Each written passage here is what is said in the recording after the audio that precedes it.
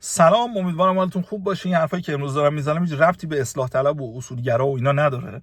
اول اینو بگم به خاطر اینکه مردم خیلی وقت از هر جفتشون عبور کردن، به خاطر اینکه مردم مطمئن شدن که با این انسدادی که در حاکمیت ایران وجود داره هیچ کدوم اینها گره‌گشای مشکلات مردم نمیشن و نخواهند شد.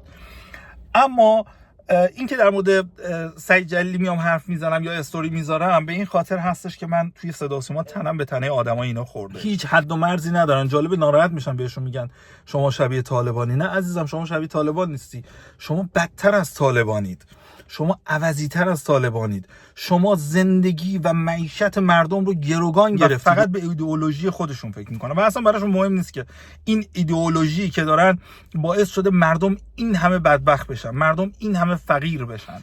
برای من پرونده هایی درست کردم فقط به خاطر اینکه توی فضای مجازی مثلا تو اینستاگرامم انتقاد کرده بودم، گفته بودم که آقا شما میگید 4 کالای اساسی گرون میشه و هیچ چیز دیگری گرون نمیشه. این تفکر اشتباهه و دقیقاً هم همین اتفاق افتاد. یعنی شما 4 کالای اساسی گرون کرد آقای رئیسی توسط دولت ورسایه شما که همش تو سایه بودید، اما برنج گرون شد، نون گرون شد، پیتزا گرون شد، ساندویچ گرون شد، همه چی گرون شد، زندگی مردم گرون شد، همه چی 4-5 برابر شد قیمتا.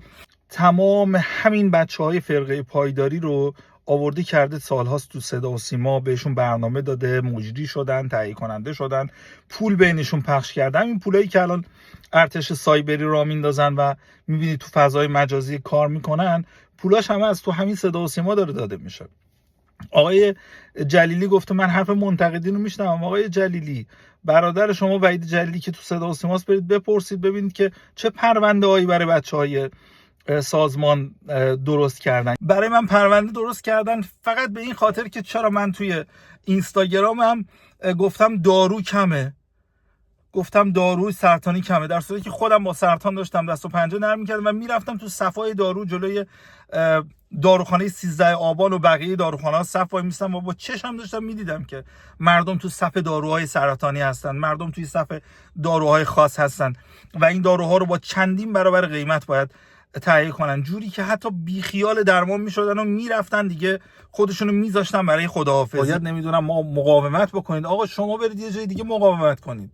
مردم چه گناهی کردن تاوان مشکلات شما رو باید بدن؟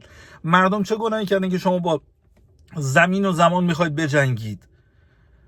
آقا این نسل دیگه نه شماها رو میخوان، نه تفکرات شما رو میخوان، نه مثل شما فکر میکنن. این نسلیه که میخواد آزاد باشه. این نسلی هستش که میخواد با دنیا مراوده محترمانه داشته باشه.